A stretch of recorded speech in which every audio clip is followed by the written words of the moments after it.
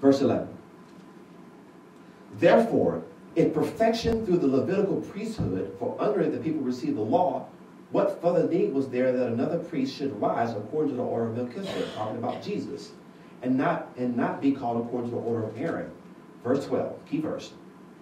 For the priesthood being changed, of necessity there is also a change of the law. Because Jesus came and died and now the new covenant is established, they're saying that the old Levitical priesthood is no longer exists.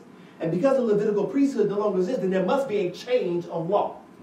Understand, family, this tithing that is being used today is taken from the Levitical law. And the Levitical law has ended. When Jesus came and brought in the new covenant, as it says in verse 12, it says, for the priesthood, because the priesthood changed, now Jesus is our high priest now. He sits in heaven as our high priest. Because it has changed, then there was a necessity that the law also changed. Now look at verse 18. From the one hand, there is an annulling of the former commandment because of his weakness and unprofitableness. So look at what the writer of Hebrews is saying. In verse 11, he says, if perfection was not needed, then there would not be another covenant.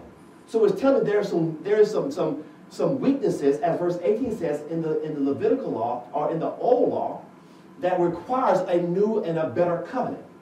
So if that be the case, then why would ministers, or why not talk about ministers? Why would we want to submit to the old law and follow the old practices of the law if it did not reach perfection? If Jesus came as our new high priest and said, because a new high priest has been established, then a new law has to come in effect. And in verse 18, he uses the word annul. Now look at that word annul.